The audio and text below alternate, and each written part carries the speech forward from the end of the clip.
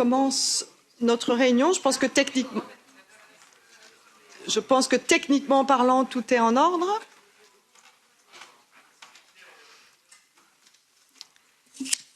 Merci beaucoup. Donc on passe au point 1 de l'ordre du jour, adoption du projet de l'ordre du jour. S'il n'y a pas de remarques, l'ordre du jour est approuvé. Point 2, communication. Comme d'habitude, notre réunion est retransmise en direct sur Internet. Aujourd'hui, l'interprétation est assurée en anglais, français, allemand, italien, espagnol, portugais, suédois, hongrois, polonais et roumain, ainsi qu'en turc pour le point sur la Turquie. Les interprètes, bien entendu, dépendent de la qualité à la fois de votre intervention en termes d'audibilité, mais aussi de l'utilisation de votre caméra quand vous êtes à distance. Et donc, je vous propose d'utiliser votre caméra. En vertu de la décision du président du Parlement, l'obligation de porter un masque médical à tout moment à l'intérieur du bâtiment du Parlement ne s'applique pas aux personnes présidant une réunion et vous pouvez évidemment retirer votre masque quand vous prenez la parole.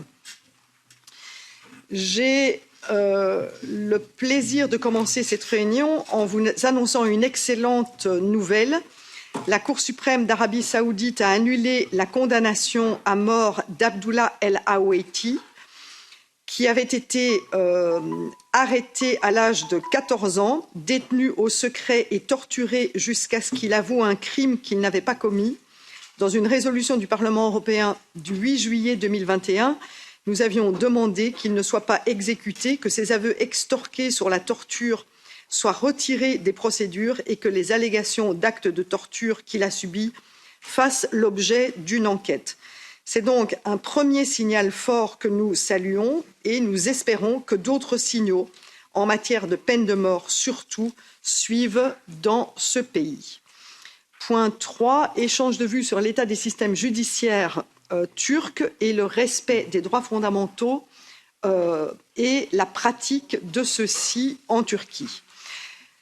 Nous ouvrons ainsi notre réunion sur la situation des droits fondamentaux en Turquie et les derniers développements. Je vais attendre que Bernard ait terminé le règlement de son téléphone, le réglage de son téléphone. Je sais plus quoi faire. Prends ton temps, Bernard. Voilà. Merci. Donc les signaux que nous recevons aujourd'hui sont alarmants en ce qui concerne la question des droits de l'homme en Turquie. Notre Parlement s'exprime bien entendu très régulièrement pour dénoncer le règne de l'arbitraire, du harcèlement systématique et du musellement des voix critiques du régime du président Erdogan. Notre sous-commission a eu l'opportunité d'ouvrir ses portes à plusieurs reprises aux acteurs de la société civile et aux victimes de l'autoritarisme. Cela, bien entendu, ne concerne pas que la Turquie. C'est un principe que nous nous imposons à l'intérieur de cette commission, de pouvoir donner la parole à des personnes qui n'ont pas le droit à la parole dans le pays dans lequel ils sont. Personne aujourd'hui n'y échappe, que ce soit des journalistes, des avocats, des universitaires, des artistes, des écrivains, des artistes féministes, des mécènes, des responsables politiques d'opposition, et la liste est longue. La pire des attitudes serait de garder en notre sein au Parlement européen le silence, par lassitude, par désespoir ou pire, par complaisance au regard d'autres enjeux géopolitiques. Lorsqu'un pays est membre du Conseil de l'Europe, qu'il accepte que les décisions de la Cour européenne des droits de l'homme s'appliquent intégralement sur son territoire et que ses dirigeants affirment haut et fort que leur pays aspire à rejoindre l'Union européenne, voire à partager ses valeurs, il est de notre responsabilité aussi d'établir un dialogue pour qu'effectivement cela ne soit pas juste des déclarations, mais puisse aller aussi dans l'application de ces valeurs. J'ai eu ce matin l'occasion de rencontrer l'ambassadeur de Turquie auprès de l'Union européenne. Nous en avons débattu et j'espère que le dialogue que nous entamons aujourd'hui nous permettra aussi d'avoir une visite en Turquie, une mission qui nous permette de continuer nos travaux sur cette question des droits de l'homme. Sans plus tarder, je vais donner la parole à nos invités qui sont des experts sur la situation des droits de l'homme. Il y a Philippe Dam, directeur du plaidoyer division Europe et Asie centrale Human Rights Watch, qui a accepté de remplacer en dernière minute notre premier invité qui était Marc Pierini. Nous aurons ensuite Madame Racham Batareh Saman, avocate et vice-présidente de l'Association des droits de l'homme en Turquie. Ensuite, Luca Perelli, juge, ancien expert indépendant de l'Union européenne dans le cadre de l'état de droit et ancien expert du Conseil de l'Europe en Turquie. Et enfin, Monsieur Van de la Notte, conseiller juridique principal, ancien ministre d'État en Belgique. Je donne sans plus tarder la parole à Philippe Dam pour 10 minutes. Philippe, vous avez la parole. Merci Madame la Présidente, j'espère que la connexion est bonne et je remercie également cette sous-commission pour l'intérêt et l'attention portée à la situation des droits humains en Turquie. Je vais passer à l'anglais. Our research has shown... Nos recherches ont montré qu'en seulement 3 ans, l'administration est vraiment revenue en arrière par rapport aux avancées qui avaient pu être faites. Les opposants, les critiques du régime sont ciblés de manière systématique et on se rend compte qu'il y a des détentions abusives, parmi lesquelles de journalistes, d'opposants politiques, de militants, d'avocats, même sans preuve d'activité criminelle. En mars cette année, vous savez que la Turquie a été la première à se retirer de conventions, ce qui est bien sûr un retour en arrière pour les droits de l'homme. Et comme nous sommes en train de parler aujourd'hui de l'état du système judiciaire en Turquie, je voudrais vous rappeler quelle est la situation en matière de détention arbitraire. Évidemment, le cas de la détention d'Osman Kavala qui montre bien quelle est la pression qui est exercée sur les organisations de défense des droits de l'homme. Comme vous le savez, Kavala est poursuivi en justice par rapport à la situation de 2013 au parc de Gezi. La Cour européenne des droits de l'homme a déjà jugé l'affaire il y a 2 ans en disant qu'en détenant Osman Kavala sans preuve, les autorités turcs avaient en fait essayé de le réduire au silence. Ce Parlement, cette sous-commission devrait vraiment faire pression pour qu'il y ait une application du jugement de la Cour européenne des droits de l'Europe. De même pour ce qui est de la session de l'Assemblée parlementaire du Conseil de l'Europe, si d'ici le 30 novembre, M. Kavala n'a pas été libéré. En décembre l'année dernière, la Cour européenne des droits de l'homme indiquait que les autorités turques empêchaient Osman Kavala de mener à bien ses activités politiques et avait appelé à sa libération immédiate.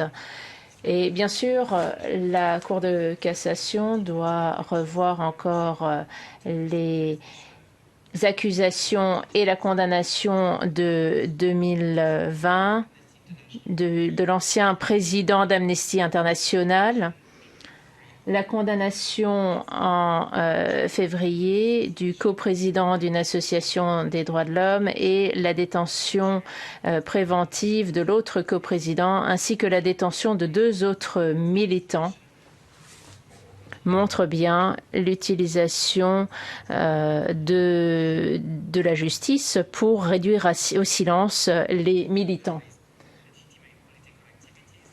On a également mené une campagne pour pénaliser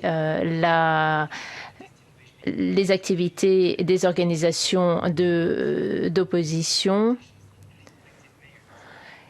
Et aujourd'hui, on détient de manière arbitraire des maires ou d'autres opposants sous prétexte qu'ils auraient été liés à des organisations terroristes. Cette année,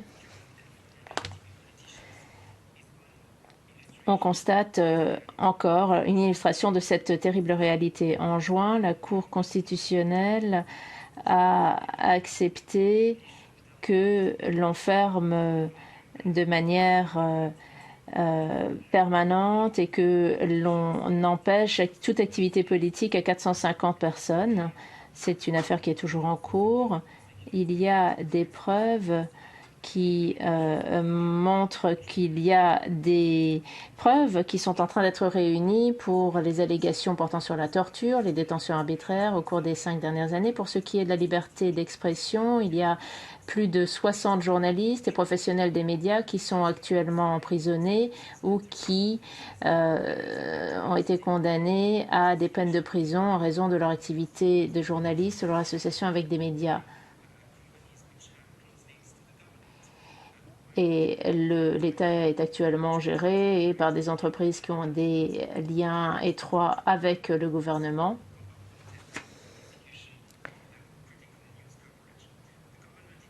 Le gouvernement a signalé récemment qu'il avait l'intention de limiter encore l'activité des médias et qu'il allait condamner à 2 ans et demi de prison les journalistes qui menaient leur activité. Des milliers de personnes ont déjà été menacées simplement parce qu'elles exerçaient leur profession. On les a accusées de diffamation ou de propagande terroriste. Et l'utilisation de réseaux sociaux tels que YouTube, Facebook, etc. ont également des difficultés. On leur demande de répondre à la censure du gouvernement. Et enfin, la LGBT Pride a été interdite pour la 7e année consécutive en Turquie. Et pour conclure, je voudrais faire quelques recommandations à cette sous-commission et au Parlement européen. Tout d'abord, nous vous invitons à exercer des pressions sur la Turquie pour mettre en œuvre les décisions de la Cour européenne concernant Osman Kavala, le libérer immédiatement. Cette sous-commission devrait également appuyer l'utilisation de mesures d'infraction par le comité des ministres du Conseil de l'Europe si d'ici la prochaine réunion du comité des ministres, Osman Kavala n'a pas été libéré. Ensuite, dénoncer le retrait de la Turquie de la Convention d'Istanbul qui luttait contre les violences à l'encontre des femmes et des fillettes. Et donc l'idée est vraiment d'inviter la Turquie à appliquer pleinement cette convention à nouveau. Et enfin, nous vous invitons à demander à la Commission européenne, au Conseil, d'indiquer que la situation actuelle pose des difficultés pour l'agenda positif avec la Turquie, et qu'il ne faudrait pas continuer à négocier sans qu'il y ait des mesures prises pour améliorer la situation du système judiciaire dans le pays. Je vous remercie de votre attention et je suis prêt à répondre à vos questions. Thank you, Philippe. I give now... Merci Philippe. Je donne à présent la parole à Racham Bateres Saman. Vous avez la parole.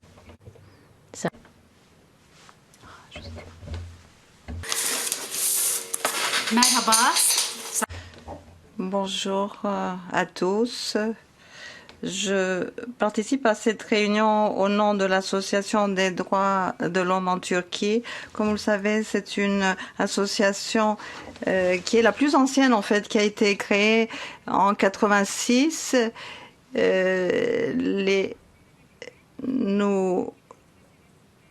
S'agissant de la question kurde, il y a eu en fait la mise en œuvre de politiques sécuritaires et les politiques du gouvernement au pouvoir et effectivement de s'en prendre aux activistes ou à des personnes d'origine kurde.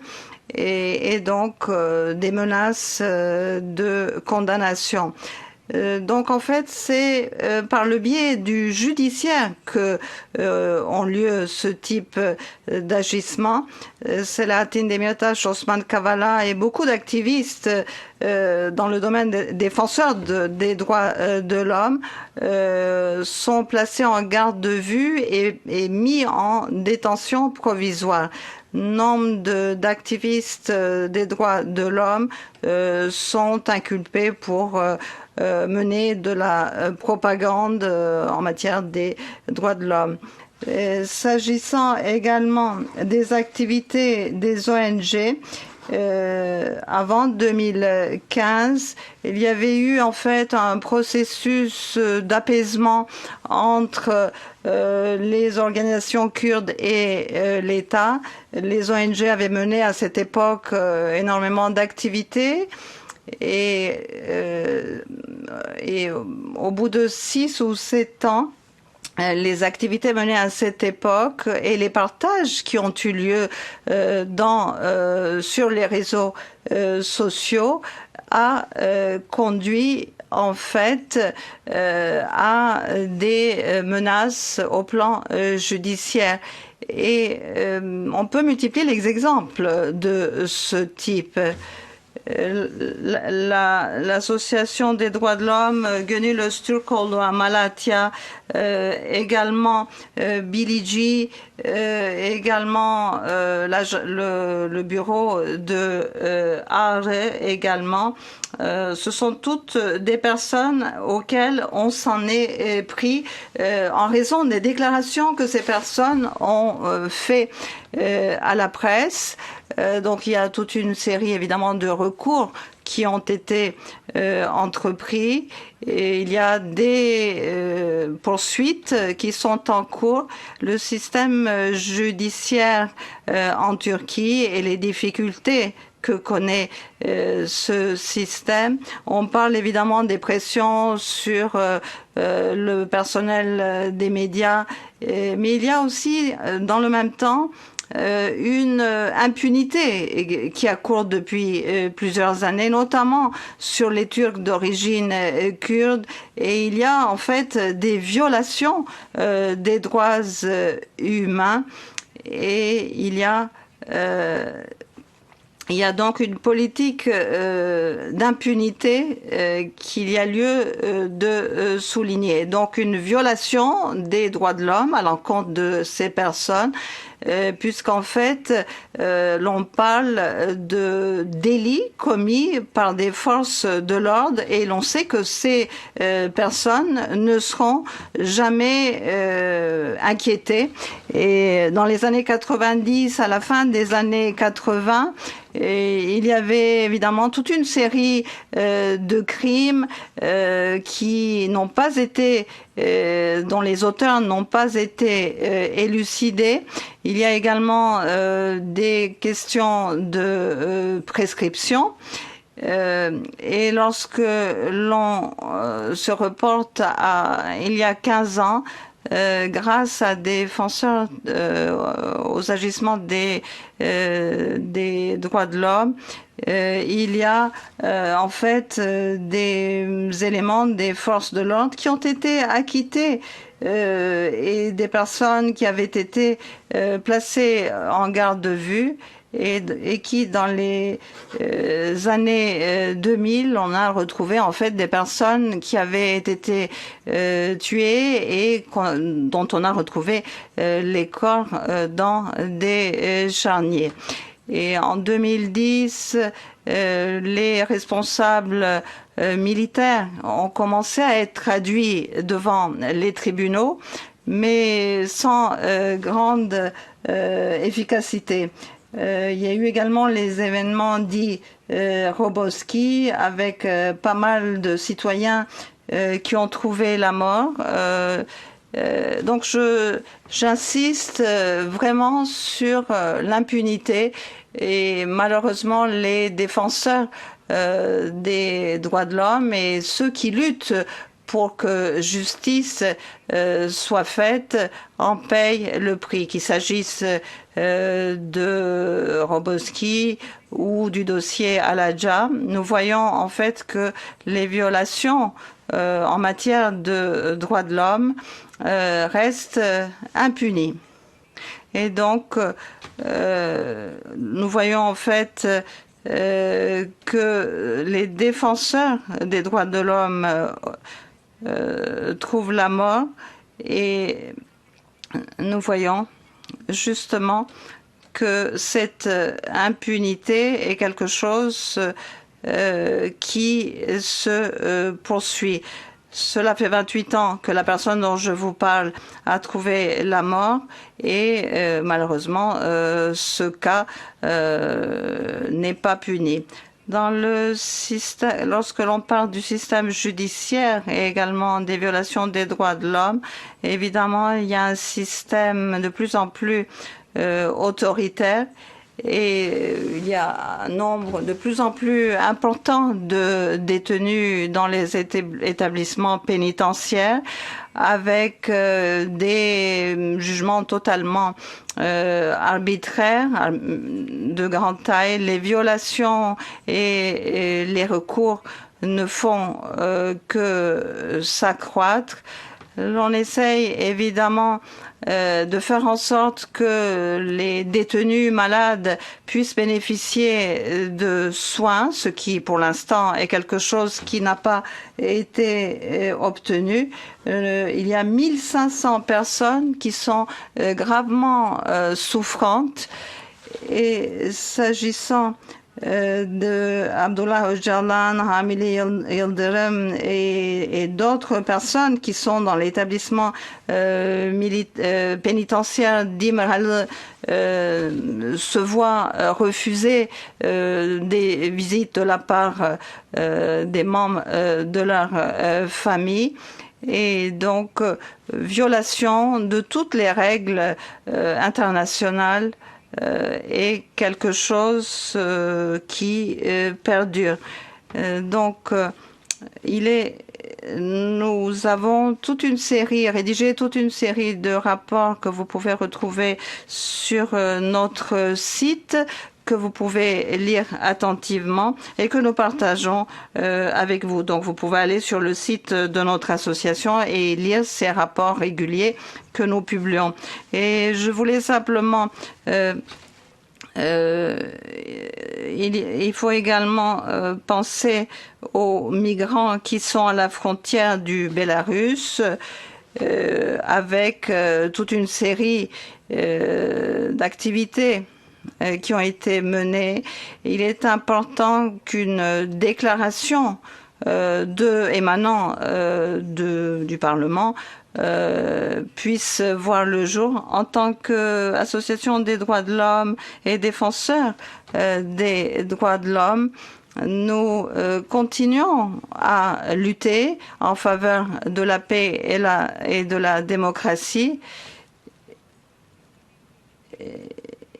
Et nous luttons également contre les politiques erronées qui conduisent justement à ces violations de toute expression ou prise de parole. Et donc, c'est important, je pense, que toute intervention, toute déclaration pour nous aider pourrait justement nous prêter main forte. Tout de suite la parole à Luca Perilli. Vous avez la parole pour 10 minutes. Luca.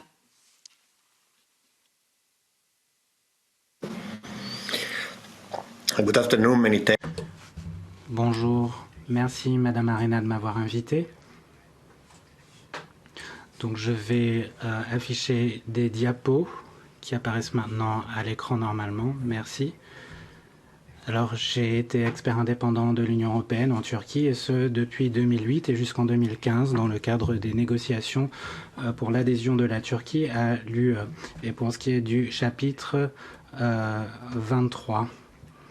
État de droit. J'ai également rédigé un rapport qui a été publié par la délégation de l'Union européenne et le ministère de la Justice. En 2015, la mission à la Turquie a été suspendue par l'UE en raison de la détérioration de l'environnement politique. Et je n'ai plus visité la Turquie cette année. J'ai rédigé un nouveau rapport concernant l'état de droit en Turquie pour un tribunal mis sur pied par la société civile européenne et il a tenu une session en septembre à Genève. Cette session s'est achevée par un verdict émis par un jury international d'après lequel une croissance des violations des droits de l'homme était constatée en Turquie. Pour ce qui est de l'état de droit, ce rapport est public et regroupe de nombreuses sources. Je me contenterai d'insister sur le fait qu'il a été avalisé par l'Association européenne des juges, qui représente des milliers de juges et de procureurs européens. Je vais maintenant essayer de dépeindre la situation de l'état de droit en Turquie selon mon point de vue. Le 12 décembre 1999,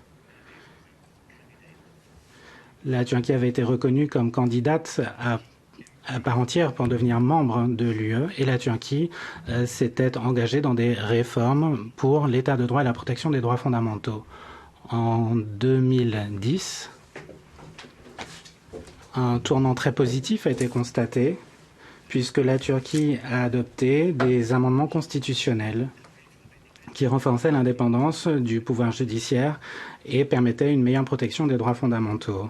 Avec l'article 145 de la Constitution qui permettait des recours à la Cour constitutionnelle qui sont entrés en vigueur le 23 septembre 2012. Et ce mécanisme était très efficace au cours de ces 4 premières années d'utilisation. Et je ne vais pas trop m'appesantir sur ce point, vu l'heure qui tourne, mais je peux citer l'affaire de l'interdiction de Twitter qui a été annulée en 2014. Ensuite, il y a également l'affaire Balbay, un journaliste très connu qui a été détenu puis relâché par la Cour constitutionnelle. Ou encore Can Dündar, un chroniqueur et écrivain connu, maintenant réfugié en Allemagne, qui lui aussi a été libéré grâce à une décision de la Cour constitutionnelle. Deuxième changement important, il concerne le Haut Conseil des juges, qui a gagné en pluralité, en représentativité du pouvoir judiciaire turc. Et ceci a assoupli la structure hiérarchique du pouvoir judiciaire turc et a permis de mieux protéger l'indépendance judiciaire face aux menaces de l'intérieur et de l'extérieur du pouvoir judiciaire, et ce afin d'instaurer un environnement propice à l'action des juges et des procureurs. D'après mes réflexions, c'est l'année 2013 et non pas l'année 2016 qui a marqué un tournant décisif dans le déclin de l'état de droit et la protection des droits fondamentaux en Turquie. Le 28 mai 2013, une vague de protestations civiles, de manifestations ont eu lieu, vous vous en souvenez tous, dans le parc Taksim, avec des manifestations qui ont duré près de 20 jours, avec plus de 2,5 millions de participants et une répression violente de la part du gouvernement. Et au cœur de ces manifestations figurait la défense des libertés fondamentales, notamment la liberté de presse, d'expression et d'assemblée. Ensuite, à la fin 2013, début décembre, on a eu un autre événement marquant alors que la police, sous la coordination de procureurs indépendants, a arrêté les fils de divers ministres et 4 personnes d'importance, notamment des hommes d'affaires, qui étaient soupçonnés de s'être adonnés à des actes de corruption. Et la réaction du gouvernement, la majorité politique, a été immédiate et très dure. L'indépendance du Conseil des juges et procureurs a été remise en question par une loi omnibus adoptée en 2014 qui augmentait fortement le contrôle du gouvernement, par le gouvernement, du Conseil judiciaire. Et cette loi a par la suite été déclarée inconstitutionnelle par la Cour constitutionnelle. En 2014 et ensuite en 2016, ou du moins entre 2014 et 2016, des transferts à large échelle des juges et des procureurs ont eu lieu sans leur consentement. Et certains ont même été arrêtés parce qu'ils travaillaient sur des affaires sensibles en cours d'enquête qui n'étaient pas appréciées du gouvernement. Donc les transferts et la détention de juges et de procureurs qui menaient des enquêtes ou adoptaient des décisions qui n'étaient pas du goût du gouvernement, tout ceci se passait déjà bien avant le coup d'État. Et 2013 a marqué la descente vers une absence totale de l'état de droit. Donc, juillet 2016, le coup d'État manqué a remis les choses en question et l'état de droit, en fait, était mis de côté en faveur d'une situation d'urgence qui a duré 2 ans. Au cours de ces 2 années, plus de 4400 juges et procureurs ont été mis à pied. Plus de 1600 juges et procureurs ont été arrêtés à la fin de ce coup d'État ou à la suite de ce dernier. Et nous avons Alparslan Altan à gauche et Erdal Terkan qui ont été placés en détention le lendemain, le 16 juillet, parce que la Cour constitutionnelle avait protégé les droits fondamentaux les années précédentes. Et 5 membres du Conseil ont été arrêtés, un très grand nombre de membres de la Cour suprême et du Conseil d'État. L'Association des juges et des procureurs a été dissolue. A été dissoute, du moins, avec un grand nombre de personnes actives dans la protection des droits fondamentaux. À droite, Murat Arslan, président de l'Association indépendante et séculaire des juges, a été arrêté et condamné à 10 ans de réclusion. Et il s'est vu accorder le prix Vaclav des droits de l'homme. Comme je l'ai dit, les défenseurs des droits de l'homme ont payé un lourd tribut. Ils ont été la cible d'arrestations, de détentions. Des centaines de juristes ont été condamnés, tout comme des représentants d'ONG, tels que Taner Kilic, que je mentionnais, que vous voyez à droite. Et il y avait également des allégations de mauvais traitement et de torture en période de détention. Certains juges sont décédés lors de leur détention. Idem pour les juristes. On a par exemple l'exemple d'Enver Tinky qui est décédé en juillet 2020 après 220 jours de détention alors qu'elle exigeait un procès équitable. La peur a complètement empêcher les personnes non arrêtées de continuer leurs activités. Et les 2 dernières étapes vers le contrôle politique du système judiciaire ont été les suivantes.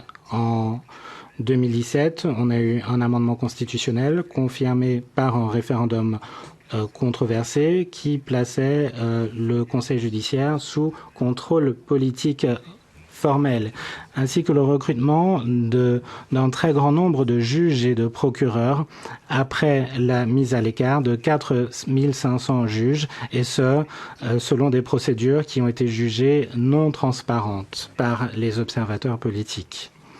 Pour conclure, l'indépendance judiciaire a été sapée peu à peu en Turquie depuis 2013, avec une accélération considérable à partir de juillet 2016 et à tous les niveaux. Au niveau de l'indépendance externe, l'indépendance interne dans ses 4 caractéristiques, indépendance interne face aux pressions internes-externes, indépendance individuelle des hiérarchies internes, le principe de juge naturel, le droit d'association, l'apparence d'impartialité des juges et l'autonomie et l'indépendance des juges. Les conséquences de cette disparition de l'état de droit sont claires au vu des affaires de détention dont j'ai déjà parlé et au vu du fait que la première décision émise par la Cour des droits de l'homme dans des cas tels que Alparslan Altan, ancien président de la Cour constitutionnelle, ou bien le cas Osman Kavala, que j'ai mentionné à plusieurs reprises, que vous voyez à droite sur cette diapo, sans oublier l'ancien coprésident du HP, le parti pro-kurde, que vous voyez à gauche. Ces décisions n'ont pas été appliquées par la Turquie en violation de ses obligations internationales. Merci. Now I give the floor to you.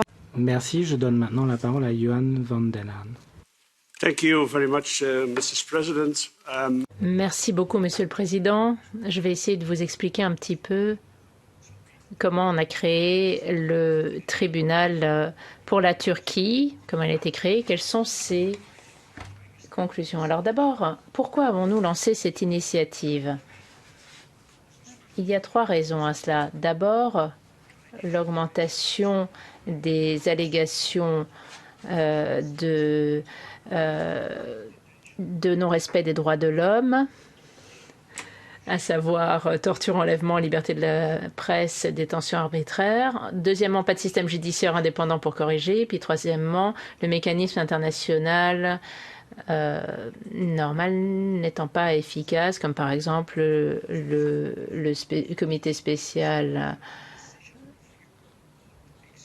C'est-à-dire que leurs décisions, leurs avis n'étaient pas respectés, ce qui nous a amené à mettre en place le tribunal pour la Turquie. Lorsque je dis nous, je veux dire le comité d'organisation qui est composé du professeur Van der Waal, recteur de l'université de Gand, professeur Pauwels, rectrice de l'université de Bruxelles VUB, le professeur Bossuin, qui est ancien président de la Cour constitutionnelle belge et ancien président de la Commission des droits de l'homme des Nations unies, Jan de Bock, notre ancien chef de la diplomatie belge, et Christine Mosche, qui est avocate dans le cabinet dans lequel je travaille aujourd'hui. Elle s'est spécialisée dans les cas d'abus sexuels.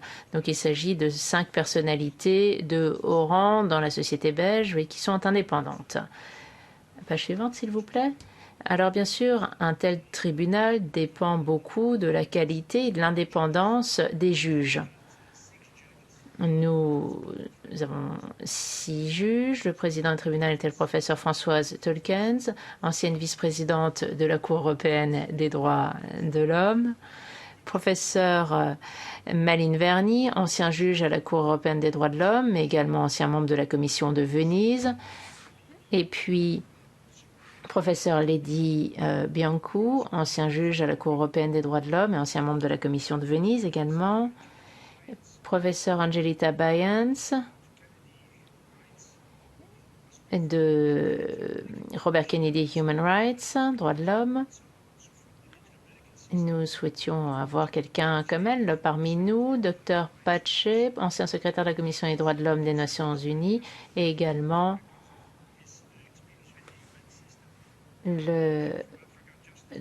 le juge Johan van der Wenshausen, ancien juge à la Cour constitutionnelle d'Afrique du Sud et ancien professeur à l'université de Pretoria, où il a fondé, il y a plus de 20 ans, le Centre pour les droits de l'homme, qui est probablement l'un des centres pour les droits de l'homme les plus importants au monde.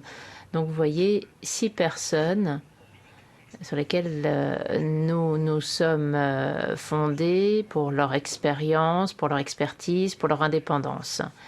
Nous avons préparé des rapports qui ont été publiés sur le site Internet, qui ont fait l'objet de discussions lors de webinaires avec de nombreux participants. Plus de 5000 participants en tout ont participé au webinaire. Des rapports qui ont également été envoyés en temps et en heure au gouvernement turc dans l'attente d'une réaction que nous n'avons pas obtenue. Les rapports portent sur la torture par Eric Sotas, ancien secrétaire général de l'Organisation mondiale contre la torture, et moi-même. Un rapport sur les enlèvements préparé par un avocat qui a travaillé sur cette question-là en utilisant intensivement le rapport du barreau d'Ankara, puis un rapport sur la liberté de la presse préparé par Philippe Lerut, ancien président de la Fédération internationale des journalistes, professeur Turkut, qui a travaillé dans sa thèse de doctorat il y a 1 an sur l'impunité en Turquie, et puis ensuite, un rapport de Luca Pirelli, nul besoin de le présenter, indépendance judiciaire et accès à la justice, et puis un rapport sur le crime contre l'humanité que j'ai préparé moi-même, et je suis professeur dans ce domaine depuis plus de 30 ans. Alors, le tribunal de la Turquie s'est tenu à Genève du 20 au 24 septembre. Les rapporteurs ont présenté leur rapport. 15 témoins ont été entendus. Le gouvernement turc a été invité à participer, mais n'a pas réagi. L'avis définitif a été prononcé le 24 septembre 2021. Quelles sont maintenant les conclusions du tribunal? Je vais vous dire très brièvement ces conclusions. Pour les personnes qui sont présentes ici, nous avons les avis du tribunal pour la Turquie. C'est un document de 64 pages qui est à votre disposition ici. Nous avons également les rapports. C'est un petit peu plus volumineux. C'est un livre, mais vous trouverez tout cela sur le site Internet sinon. Quelle est la conclusion sur la torture? Deux éléments clés. D'abord, le tribunal est d'avis qu'il y a un usage systématique et organisé de la torture en Turquie, et les mots systématique et organisé sont très importants.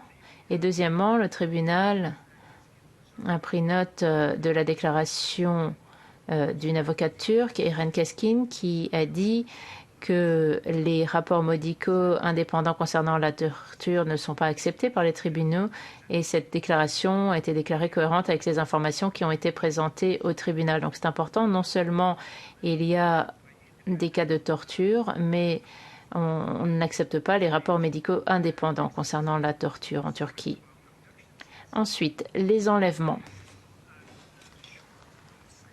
Une citation très courte. Les enlèvements font partie de l'action de l'État à l'égard des opposants politiques présumés. Premier élément, nous avons étudié 100 cas de personnes enlevées, et puis les plaintes et les allégations d'enlèvement ne font pas l'objet d'enquêtes appropriées.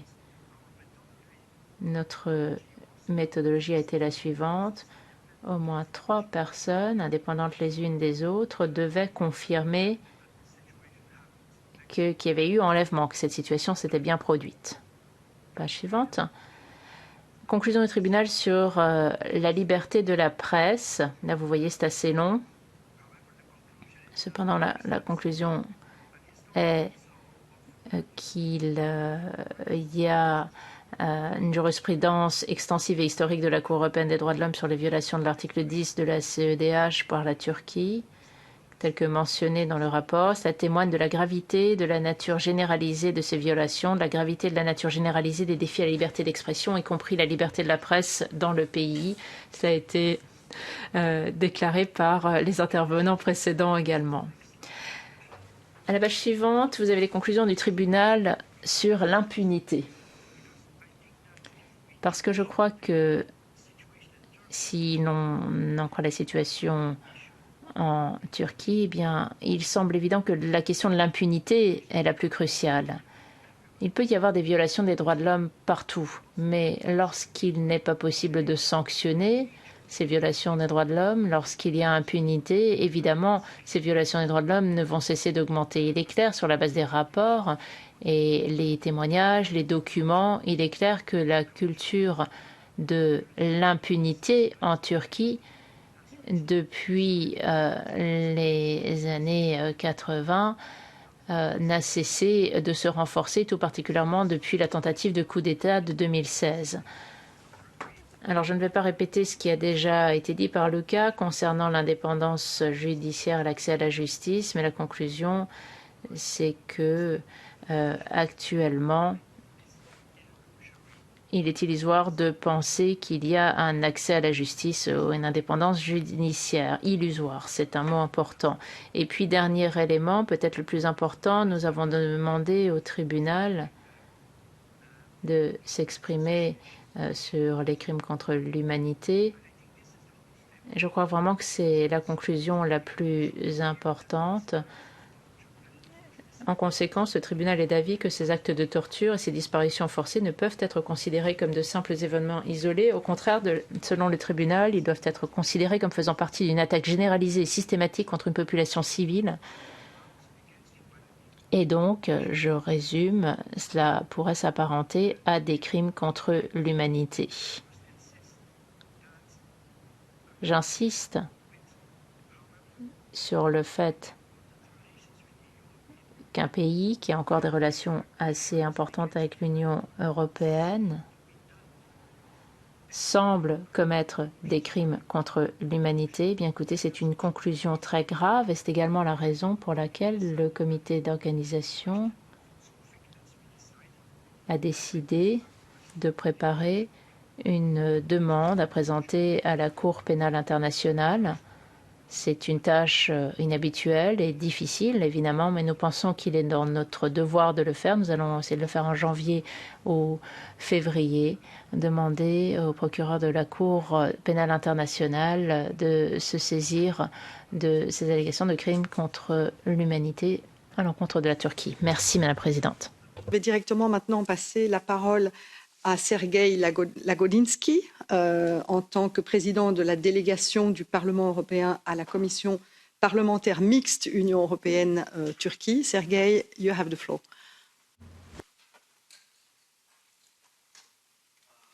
Thank you so much. Merci beaucoup, Madame la Présidente. Merci de votre initiative. Je considère que cette réunion ne porte pas sur une initiative en particulier, sur un projet en particulier, mais une discussion approfondie sur la situation en Turquie. Donc je suis ravie d'avoir pu entendre les experts en tant que tels et non pas en tant que représentants d'un projet en particulier. Néanmoins, le paysage qui est dépeint est assez clair et peu satisfaisant et même tragique. La délégation de l'Union européenne, nous étudions cela de près et nous considérons que c'est une question européenne et c'est probablement l'un des points les plus importants à aborder. Nous savons quels sont les faits. Merci de nous avoir apporté de nouveaux faits aujourd'hui. C'est très impressionnant, c'est bien triste évidemment, mais la question qui se pose est de savoir s'il s'agit là d'une question juridique, d'une question de souveraineté. Il ne s'agit pas ici de la souveraineté d'un État-nation, il s'agit de questions européennes.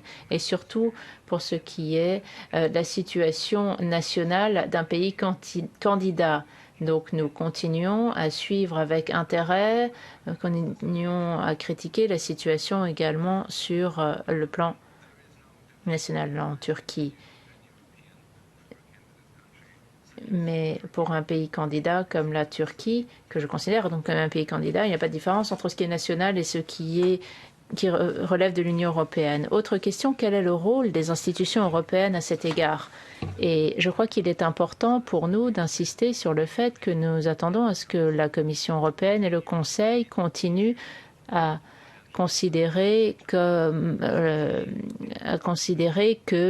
l'état de droit et l'indépendance de la justice soient considérés l'un de trois éléments. Premièrement, il faut que ça fasse partie intégrante de notre agenda. Ça n'est pas l'agenda positif ou non positif. Non, c'est notre agenda. Un point, c'est tout. Et deuxièmement, il faut que ça soit notre priorité absolue. Ça ne vient pas après tout le reste, après avoir fait et dit tout le reste. Non, il s'agit de fixer des priorités. C'est une priorité si l'on parle d'adhésion, si l'on parle d'un avenir commun européen. Il faut qu'on commence à parler de ces questions intérieures, nationales. Et oui, il faut que ça fasse partie de manière réelle de notre agenda. Et je crois que nous avons manqué des occasions encore et encore d'avoir exercé des pressions dans notre dialogue avec nos amis turcs afin d'obtenir des résultats concrets, spécifiques et pas uniquement des commentaires ou simplement être très préoccupé comme toujours. Et enfin, quel est le rôle du Parlement européen sur la question? Et je crois que le rôle du Parlement européen est de trois ordres et nous essayons de le faire avec mon collègue rapporteur permanent en Turquie. D'abord,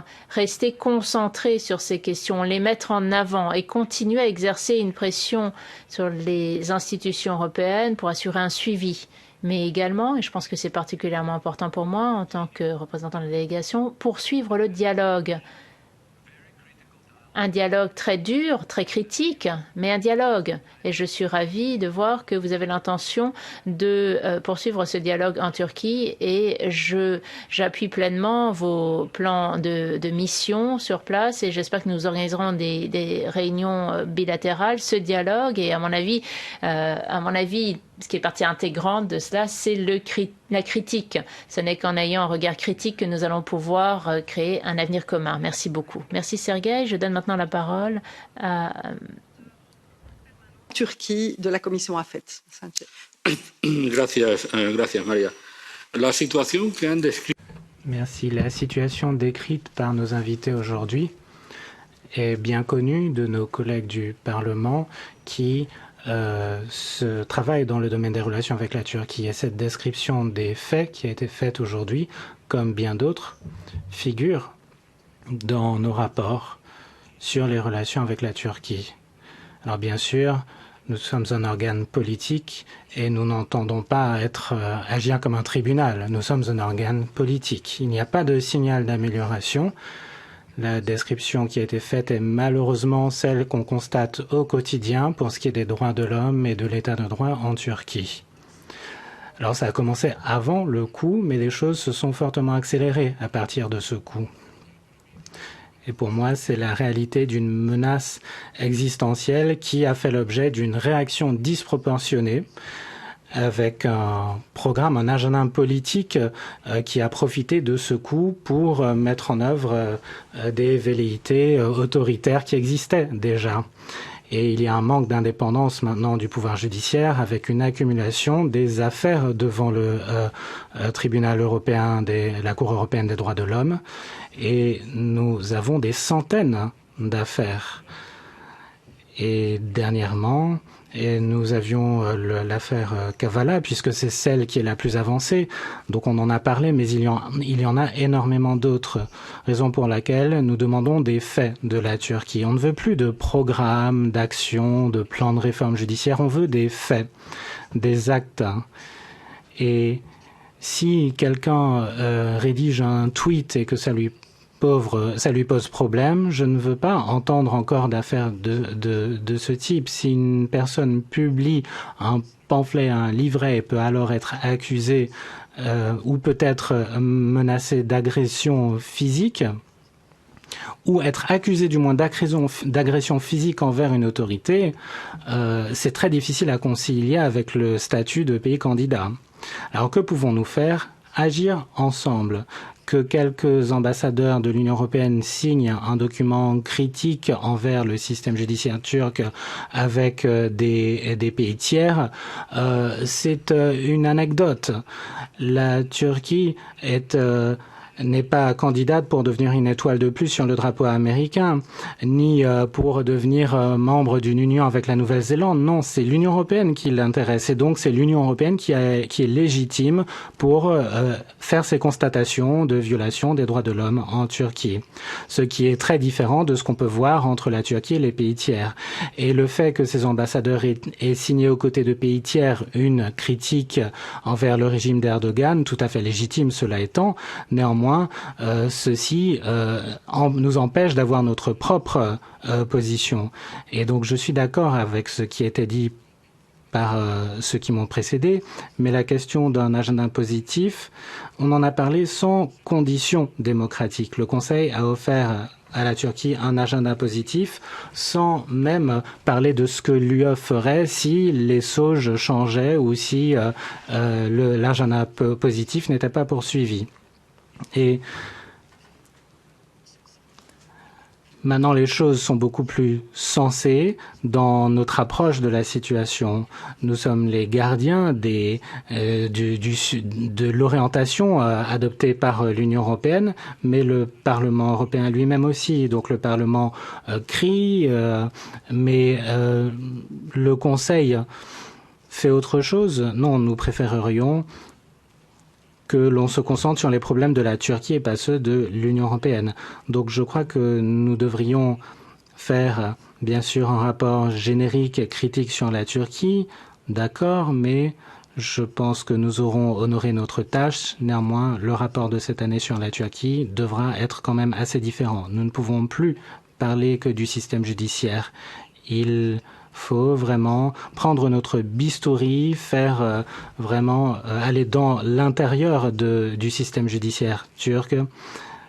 Et je proposerai à Sergueï et à nos collègues qui travaillent sur le dossier turc à émettre des critiques ciblées conformes à ce que nous attendons de nos relations avec la Turquie. Une simple répétition d'un rapport très critique mais générique, comme cela a été dit par d'autres, fera en sorte que nos rapports ne seront pas vraiment très utiles pour changer les choses. Merci. Peter Van Dalen pour le PPE. Thank you very much. Merci, Madame la Présidente. Ce que nous avons entendu cet après-midi, nous avons entendu qu'il n'y a pas, nous voyons en fait qu'il n'y a pas de séparation entre les pouvoirs. Depuis 2013, le pouvoir judiciaire n'est pas indépendant. L'état de droit n'existe pas en Turquie. Plus de 60 journalistes sont derrière les barreaux. Et donc la Turquie, avec la Chine, fait partie des pays du globe qui a le plus de journalistes en prison. Plus de 600 personnes en prison sont souffrants et ne sont pas soignées. Des centaines de juges sont dans des établissements pénitentiaires. Certains ont déjà perdu la vie. Donc il y a une violation des droits de l'homme extrêmement importante. J'ai eu une rencontre avec Andrew Branson, qui est un pasteur américain qui a vécu pendant 23 ans en Turquie. Et en 2016, il a été mis en prison. Et il a été accusé d'espionnage et suite aux pressions internationales, il a été relâché au bout de 2 ans. Il n'arrive pas à dormir 6 nuits sur 7. Ces nuits sont remplies de cauchemars. Donc c'est une violation des droits de l'homme complète, avec des menaces en direction de l'Europe en se servant des réfugiés. Donc que devrait faire l'Union européenne? Nous parlons beaucoup et nous parlons de toutes les affaires, tous les cas que nous savons. Je me suis entretenue avec de nombreuses personnes, vous aussi. Vous savez que la Turquie ne se conduit pas correctement. Je pense qu'il est temps d'arrêter de se parler, mais de boycotter le régime d'Erdogan. Geler leurs comptes bancaires, sortir des cartons jaunes comme au foot et peut-être penser à un tribunal international. Nous avons besoin d'être solidaires avec tous ceux qui souffrent quotidiennement en Turquie. Mais il n'est plus possible de dialoguer puisque, en fait, parler avec un régime qui fait la sourde oreille n'est pas possible. Je voudrais dire à M. Van der Lotten, est-ce que nous devons poursuivre ce dialogue, continuer de parler incessamment? Pour moi, je pense que nous avons suffisamment parlé au bout d'années de violations de la part du régime d'Erdogan. Merci. Alors, je donne la parole à M. Mavrides pour le SND.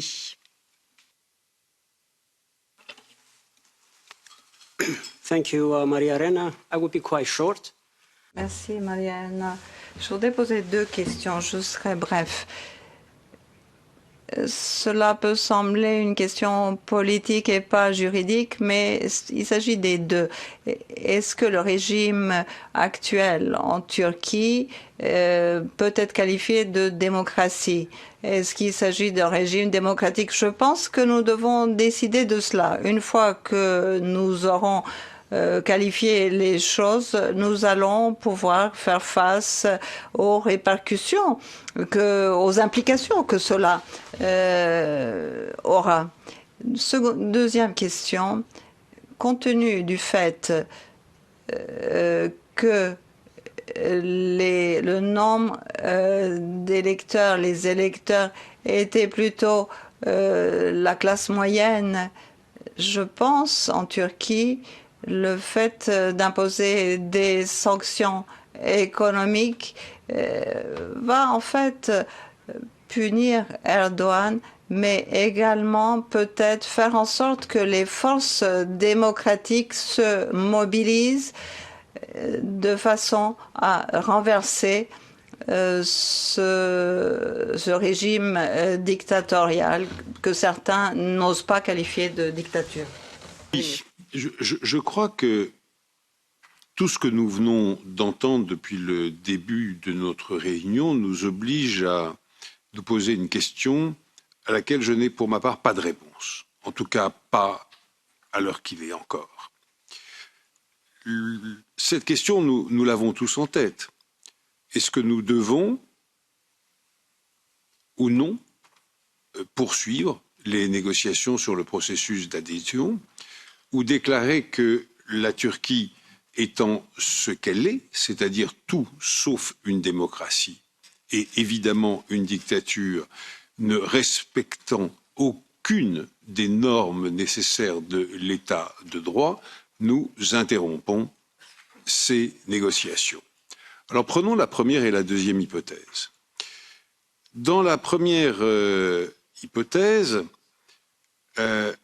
nous poursuivons les discussions avec en tête une chose qui n'est pas fausse et probablement juste, qui est que M. Erdogan n'est pas éternel, que l'état de violation permanente de toutes les normes démocratiques qu'il a imposées à son pays et à ses malheureux compatriotes ne sera pas non plus éternel et que nous pouvons parfaitement voir demain reprendre le processus de démocratisation de la Turquie auquel nous avions assisté jusqu'à ces 7 ou 10 dernières années.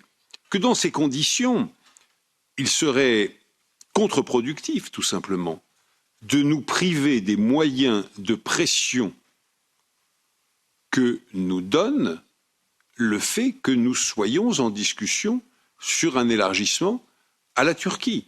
Parce que nos collègues Lagodinsky et Sanchez Amor le rappelaient tout à l'heure, tant que ces négociations durent, tout ce qui se passe en Turquie nous regarde et nous donne des moyens de pression.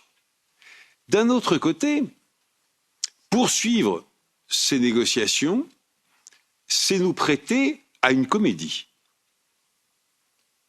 pénible, humiliante pour l'Union européenne et en vérité bafouant tous nos principes.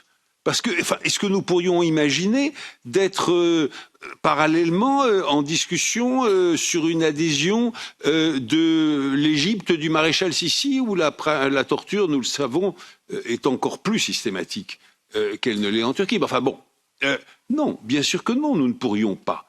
Alors pourquoi le faisons-nous avec la Turquie aujourd'hui?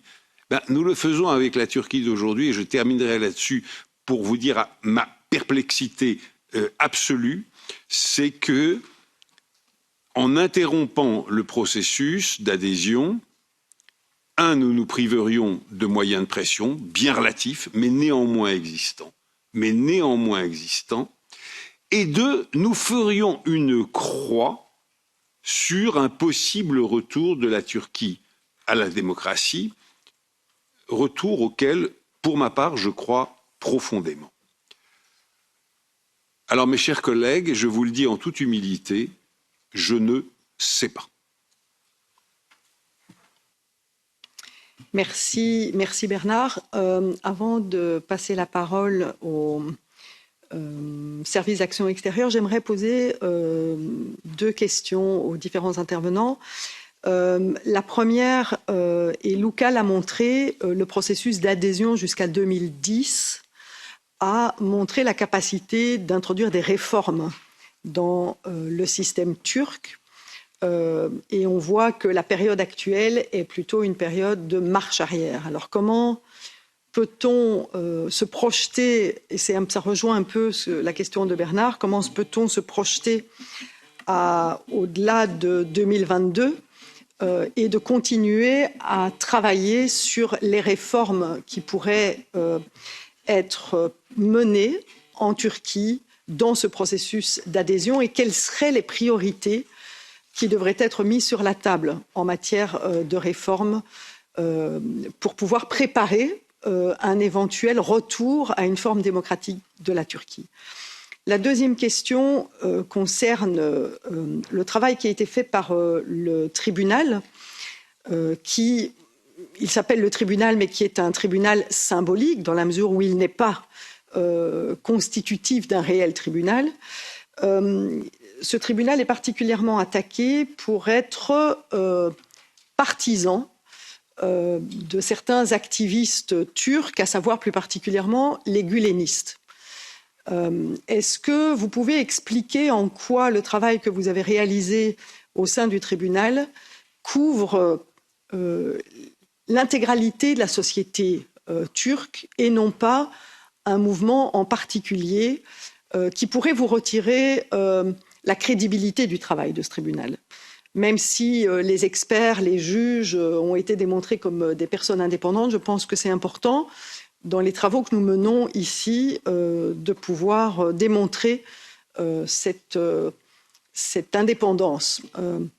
Et la troisième chose que j'aimerais poser, mais ce sera sans doute au service d'action extérieure, on parle beaucoup de l'outil de l'adhésion. Et moi, je crois beaucoup de l'outil de l'accession parce qu'il y a des demandes de réforme dans cet outil. Et donc, ça nous permet effectivement d'exiger un certain nombre de modifications dans le système turc.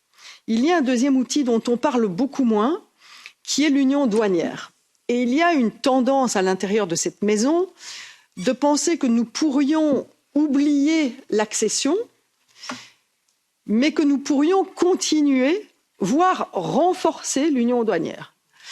Ce qui rentrerait quelque part dans un objectif qui est un objectif business, c'est-à-dire continuons à faire du business avec la Turquie dans l'intérêt européen et dans l'intérêt turc. Or, l'union douanière n'a aucun levier en matière de droits de l'homme. Et donc, cette hypothèse ferait perdre à l'Union européenne sa capacité de négocier l'état de droit en Turquie. Et donc, j'aimerais savoir quelle est la position actuelle au sein du service d'action extérieure sur cette hypothèse qui serait de renoncer au travail de l'accession, mais de renforcer l'économie, le volet économique entre l'Union européenne et la Turquie, ce qui viendrait affaiblir, et je suis d'accord avec M. Mavrides, les leviers que nous avons en matière de droits de l'homme vis-à-vis de la Turquie. Mais je donne directement la parole au service d'action extérieure. Et donc, je donne la parole à Thomas Frelesen, chef de division pour la Turquie, et ensuite à Bernard Brunet, chef d'unité pour la Turquie à DGNIR. Thomas Frelesen. Merci beaucoup, Madame la Présidente, chers députés. Merci de nous avoir invités à cette discussion importante sur l'un des sujets les plus difficiles, bien sûr, dans la relation UE-Turquie. Je remercie également les intervenants précédents. En tant que candidate, la Turquie doit promouvoir et respecter les valeurs, les principes des critères de Copenhague. Et c'est ce que nous faisons valoir à la fois à Bruxelles et par notre délégation à Ankara. Mais comme ça a également été dit dans le rapport récent sur la Turquie, préparé par la Commission européenne, la Turquie a continué à s'écarter de ses valeurs, y compris pour le système judiciaire. Des cas comme ceux de Demirtas et Kavala nous montrent cela très clairement, mais de nombreux autres dossiers, de nombreuses autres affaires qui nous ont été rapportées aujourd'hui le montrent aussi. Au niveau les plus élevés, l'Union européenne, notamment au Conseil du mois de juin, qui s'est réuni sur la Turquie, ont indiqué que l'état de droit reste bien sûr et le respect des droits de l'homme des questions cruciales. Et cela fait partie bien sûr de la relation entre l'Union européenne et la Turquie. Les officiels, les agents de l'Union européenne travaillent et discute de ces questions avec les homologues en Turquie. Notre délégation à Ankara travaille sur la question aussi, ainsi que les ambassades Alors, on a parlé de M. Kavala qui est détenu en prison sans avoir été condamné, et malgré des décisions, malgré des appels répétés du comité des ministres du Conseil de l'Europe pour sa libération, il n'a toujours pas été libéré. C'est tout à fait regrettable, pour dire le moins. Nous sommes en contact régulier avec le Conseil de l'Europe et vous savez bien à quel point la question est sérieuse également pour le Conseil de l'Europe, et il y a l'intention de mettre en place une procédure en infraction s'il n'est pas libéré. Nous avons publié une déclaration le mois dernier. Nous l'avions déjà fait par le passé. Nous allons continuer à faire cela. Nous encourageons la Turquie à respecter les recommandations du Conseil de l'Europe pour renforcer l'état de droit, les droits fondamentaux et mettre en application la décision de la Cour européenne des droits de l'homme qui appelle à la libération de M. Osman Kavala. La Turquie, en tant que membre du Conseil de l'Europe et candidat à l'Union européenne, doit se conformer aux normes auxquelles elle s'est volontairement engagée. Et pour répondre à votre question, l'outil de l'adhésion, eh bien, il y a l'idée de se dire que ce serait aux États membres et au Conseil de décider de mettre terme au processus d'adhésion. Mais cela s'apprête les forces pro-européennes en Turquie qui se tournent vers la Turquie pour espérer changer la situation en Turquie. Donc nous pensons que le cadre d'adhésion reste positif. Et pour ce qui est de l'union douanière, alors ça c'est entre les mains du Conseil. Vous savez que le mandat de la Commission européenne n'a pas été finalisé pour le moment. Et finalement c'est un processus de très long cours. Nous nous attendons à ce que lorsque le mandat aura été mis à jour, il y aura une clause sur les droits de l'homme. Nous nous y attendons. Ça nous donnerait davantage de levier dans les négociations avec la Turquie. Une modernisation nécessiterait beaucoup de temps. Ça irait au-delà du prochain cycle électoral en Turquie. C'est donc un investissement sur le long terme qui nous permettrait de promouvoir des réformes en Turquie, pas uniquement dans le milieu des affaires, mais plus largement aussi. Je vous remercie. Merci. Je donne la parole à Bernard Brunet.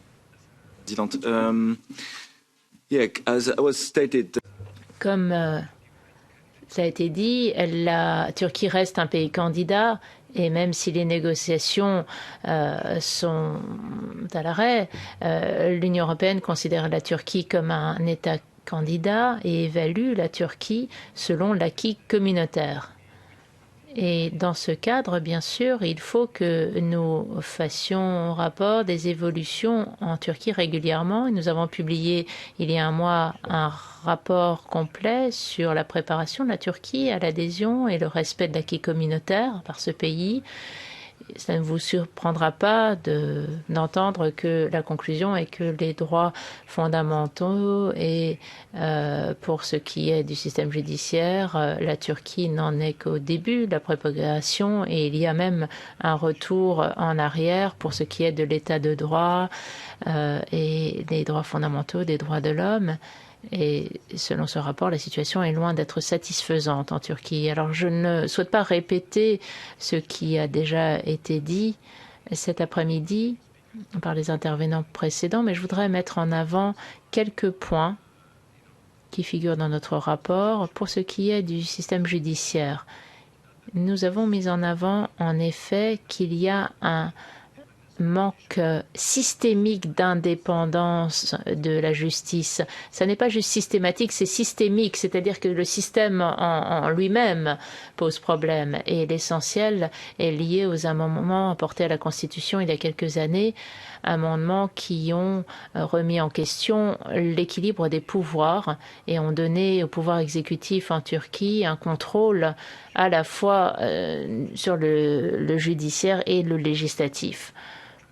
Et ça, c'est quelque chose qui s'illustre malheureusement dans des affaires dans lesquelles des tribunaux ne respectent pas les décisions de la Cour suprême, la Cour de cassation ou de la Cour européenne des droits de l'homme. On a déjà évoqué les cas de M. Demirtas et de M. Kavala, qui en effet sont très problématiques. Pour ce qui est des droits fondamentaux, je crois que nous avons pu constater de nombreuses violations répétées de libertés fondamentales, que ce soit d'expression, de réunion, ce qui a amené à ce que de nombreux défenseurs des droits de l'homme, des journalistes, des avocats soient emprisonnés ou ciblés pour des activités politiques légitimes. Et nous avons également observé des attaques très sérieuses à l'encontre des partis politiques opposés, notamment le HDP qui a été menacé récemment. Il y a de nouvelles législations qui sont en cours de préparation pour contrôler les réseaux sociaux, leurs activités, les activités de la société civile. Ce qui a été réalisé du côté de la Commission européenne dans ce cadre, eh bien, en plus d'élever la voix, et Madame van der Leyen a levé la voix elle-même lorsqu'elle s'est rendue en avril à Ankara et elle a continué à s'exprimer sur le sujet. Nous avons pris un certain nombre de décisions. Nous avons interrompu tout nouveau projet financé par l'Union européenne dans le domaine du judiciaire. Nous avons annulé certains projets dans le domaine judiciaire. Nous avons également décidé d'appuyer plus fortement la société civile avec 25 millions d'euros de subventions à la société civile en Turquie directement chaque année et gérées directement par la Commission européenne et non pas par les autorités turques. Nous avons également, comme je l'ai dit tout à l'heure, le Conseil a décidé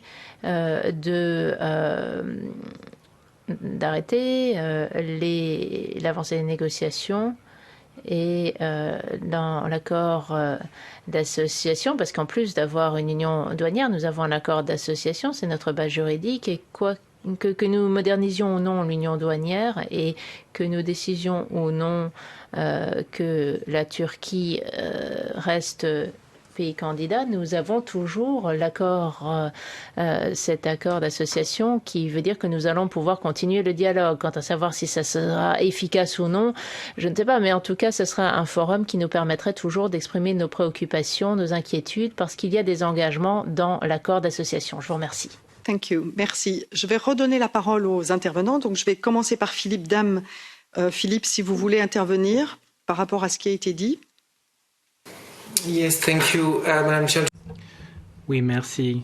Très rapidement, pour ce qui est de poursuivre ou non le processus d'adhésion, ceci va au-delà de notre mandat.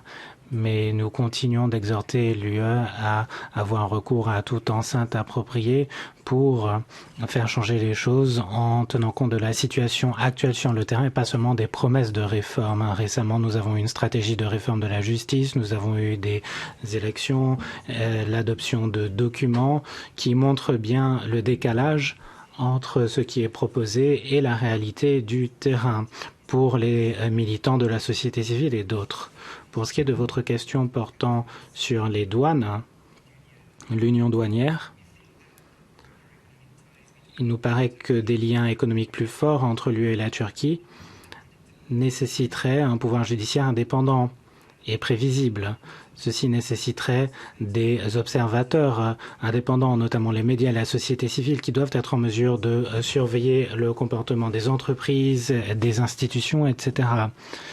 Et le recours, l'utilisation des tribunaux par le gouvernement pour sanctionner des entreprises détenues par des critiques, par la confiscation d'actifs par exemple, ou par le contrôle des conseils de direction, conseils d'administration, tout ceci devrait être une source de préoccupation pour l'Europe. Nous sommes donc convaincus que le pouvoir de levier de l'UE pourrait être préservé en n'entamant pas des pourparlers dans le cadre de l'union douanière tant qu'on n'aura pas vu des progrès sur le terrain pour ce qui est du pouvoir judiciaire, des médias et de la société civile. Les militants des droits de l'homme en Turquie, ne les oublions pas, les juges et les militants ne peuvent pas attendre des années que progressent ces négociations pour que les droits de l'homme deviennent enfin une condition préalable à ces négociations. C'est maintenant que l'UE doit trouver une stratégie pour voir comment faire changer les choses en Turquie, qui s'intéresse à la modernisation d'une union douanière. C'est là la possibilité de lui demander de donner la preuve des changements attendus. Et c'est avant même d'entamer ces pourparlers que l'UE attend de la Turquie des progrès clairs et concrets dans ces divers domaines. Merci. Merci Philippe. Hacham Batare Saman, souhaitez-vous intervenir?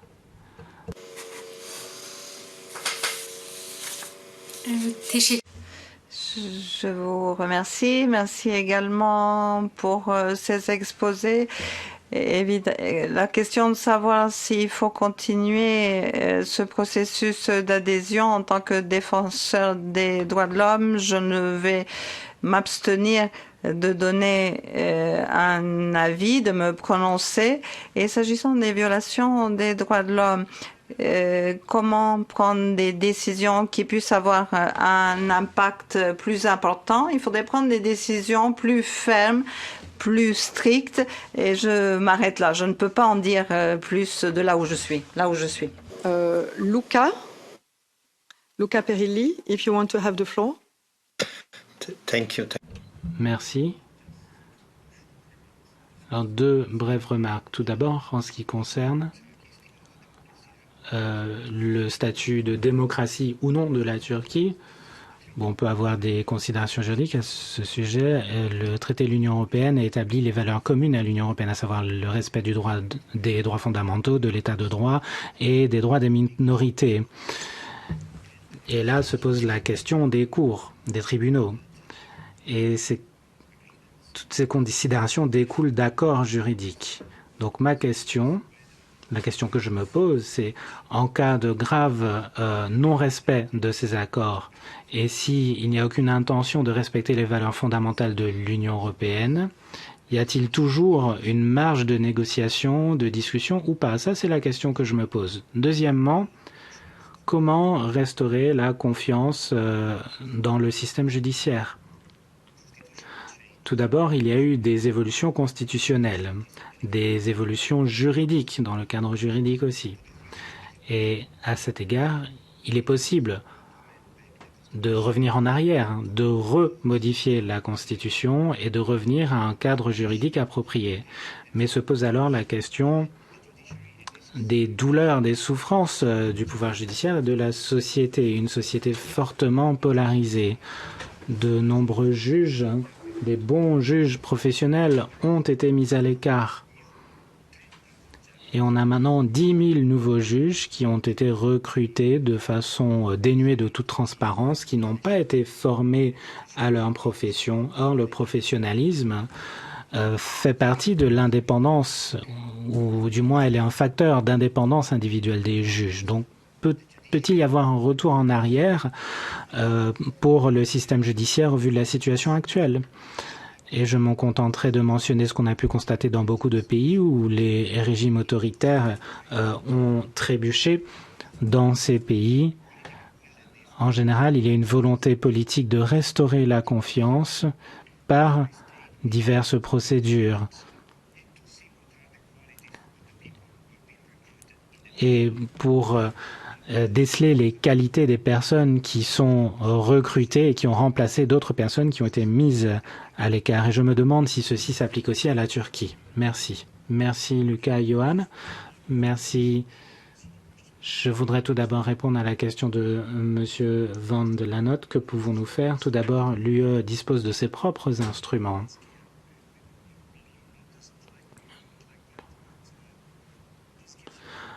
Et nous avons des instruments qui nous offrent des possibilités d'action. En cas de torture qui n'a pas fait l'objet de poursuites judiciaires, lorsqu'il n'y a même pas une volonté d'examen d'une affaire de torture patente, on peut appliquer certains de nos instruments. C'est quelque chose que peut faire l'Union européenne. Et nous aurons une réunion début décembre avec des représentants des États-Unis, les États-Unis, le Canada, l'Australie, de représentants de l'Europe, etc., pour avoir recours aux divers systèmes qui disposent d'une loi Magnitsky. Et donc j'en conviens, lorsque nous souhaitons intervenir, il ne s'agit pas que des simples citoyens en Turquie qui sont maintenant déjà victimes du système et qui sont maintenant victimes des sanctions, mais nous avons cet instrument de sanctions européen qui offre à l'Union européenne la possibilité de cibler les personnes qui doivent être ciblées.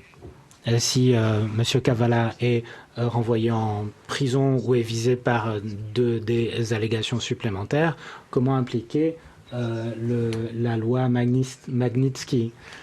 Alors, par ailleurs, les pays peuvent apporter leur pierre à l'édifice. Lorsqu'il y a une demande qui est une saisine, le procureur a toujours la possibilité de la juger opportune ou non. Est-ce que la gravité est suffisante pour lancer des poursuites? Et si un pays de l'Union européenne soutient cette demande, alors elle doit être examinée. Mais ceci se fait au niveau de l'Union européenne, au niveau des pays de l'UE. Par ailleurs, lorsque nous faisons cette saisine, les autorités publiques de l'Albanie, de la Bulgarie, de la Moldavie sont également impliqués. Or, certains de ces pays, tels que l'Albanie, sont des candidats à l'entrée à l'Union européenne et certaines de leurs dispositions ne sont pas conformes à celles de l'UE.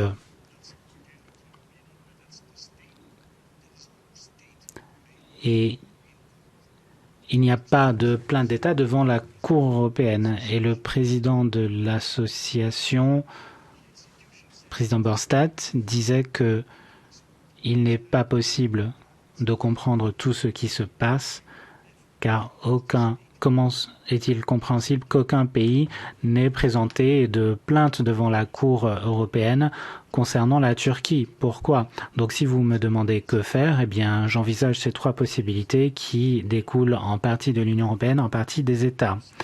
Ensuite, quand vous parliez du pluralisme, Madame la Présidente, et que vous parliez des gulenistes, eh bien nous nous sommes retrouvés à Genève dans un hôtel qui était géré par une Belge d'ailleurs, et l'ambassadeur de la Turquie s'est trouvé là-bas et a dit « Écoutez, vous ne devriez pas permettre cela parce qu'il s'agit d'une organisation terroriste ». Le professeur Barnes Tulkens, vice-président de la Cour européenne, a ainsi été traité de terroriste. Quand on n'a rien à dire au sujet du message, on vise la personne, le messager. Et nous l'avons dit à maintes reprises,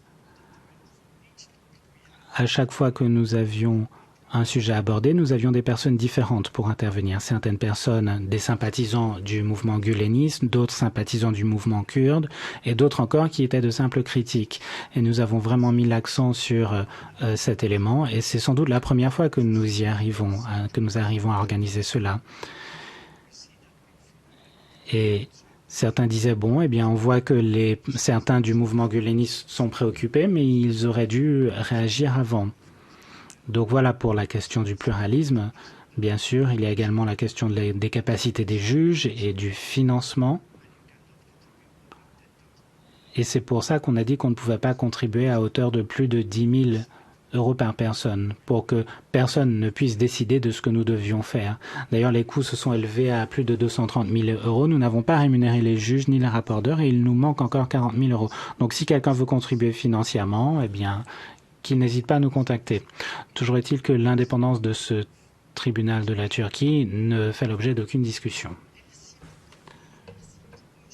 Pour vos interventions. Nous continuons à travailler sur la situation des droits de l'homme en Turquie et nous espérons que la sous-commission droits de l'homme aura l'opportunité de faire cette visite en Turquie en 2022 pour continuer effectivement sur les avancées qui pourraient être envisagées en matière de droits de l'homme. Merci beaucoup.